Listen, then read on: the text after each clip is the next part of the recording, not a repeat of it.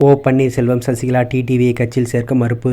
NDA கூட்டணியில் சேர்க்க சம்மதம். அமித்ஷா எடப்பாடி தனியாக 20 நிமிட சந்திப்பில் முக்கிய முடிவு. தமிழக பாஜக மாநில தலைவராக இருந்த அண்ணாமலை நீக்கப்பட்டு நயினா நாகேந்திரன் நியமிக்கப்பட்டார்.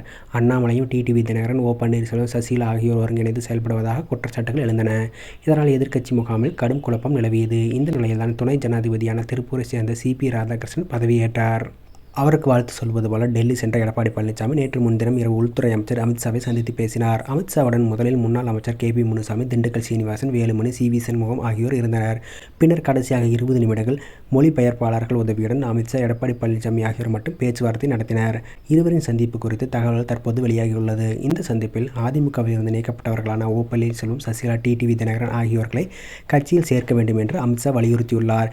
கிட்டத்தட்ட மிரட்டல் தோணியில் அமித்ஷா இதை வலியுறுத்தியதாக கூறப்படுகிறது. இதனால் ஆரம்பத்தில் சற்று நிலைகுலைந்து போன எடப்பாடி பழனிசாமி அவர்களை கட்சியில் சேர்ப்பது இல்லை என்பது பின்னர் தீர்மானமாக கூறிவிட்டாராம். பன்னீர்செல்வம், சசிகலா ஆகியோர் கட்சிக்குள் சேர்ந்தால் மீண்டும் குழப்பங்கள் ஏற்படும். தேவையில்லாமல் பிரச்சனை உருவாகும், கோஷ்டிகள் உருவாகும், கட்சியில் கட்டுப்பாடு இருக்காது. அதே நேரத்தில் டிடிவி தினகரன் தனி கட்சி ஆரம்பித்து விட்டார். 2 நாட்களுக்கு முன்னர் கூட எடப்பாடி பழனிசாமியை முதல்வர் வேட்பாளராக ஏற்க முடியாது என்று அறிவித்துள்ளார் அவர். அவரை எப்படி கட்சியில் சேர்க்க முடியும் என்று எடப்பாடி பழனிசாமி கேள்வி எழுப்பியுள்ளார். ஆனாலும் அமித்ஷாவின் மிரட்டல் தோணிக்கு பயந்து வேண்டுமென்றால் பாஜக கூட்டணிக்கு அதிக இடங்கள் ஒதுக்குகிறேன். அந்த இடங்களிலிருந்து பன்னீர்செல்வம், டிடிவி தினகரன், சசிகலா ஆகியோருக்கு சீட்டுகளை நீங்கள் ஒதுக்கிக் கொள்ளுங்கள். எனக்கு எந்த ஆட்சேபனையும் இல்லை. ஆனால் முதல்வர் வேட்பாளராக என்னை ஆதரிக்க வேண்டும் என்று கூறியுள்ளார்.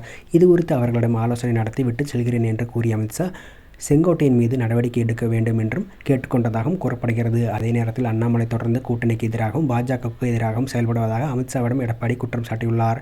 இதற்கு அமித்ஷாவும் இது எங்கள் கட்சி பிரச்சனை, நாங்கள் பார்த்துக் கொள்கிறேன் என்று உறுதியளித்துள்ளார். விரைவில் சென்னை வரும்பொழுது மீண்டும் சந்தித்து பேசுவோம் என்று எடப்பாடியிடம் அமித்ஷா தெரிவித்துள்ளார். நான் தெரிவித்த கோரிக்கைகளை எடப்பாடி முழுமையாக ஏற்றுக்கொள்ளாவிட்டாலும் ஓரளவுக்கு சம்மதம் தெரிவித்ததால் பேச்சுவார்த்தை சுமூகமாக இருந்ததாகவும், பாதி தோல்வி பாதி வெற்றி என்று அதிமுக முன்னாள் அமைச்சர்கள் தெரிவித்ததாக கூறப்படுகிறது. அதைத் தொடர்ந்து சொகுசு காரில் வந்த எடப்பாடி பழனிசாமி நிருபர்களை சந்திக்காமல் முகத்தை மூடியபடி தமிழ்நாடு இல்லத்துக்கு புறப்பட்டுச் சென்றார். பின்னர் நேற்று பிற்பகல் 12 மணிக்கு டெல்லியிலிருந்து விமானம் மூலம் சென்னைக்கு புறப்பட்டார்.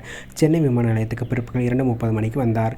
வெளியில் வராமல் அப்படியே சேலத்திற்கு விமானத்தில் சென்றார்.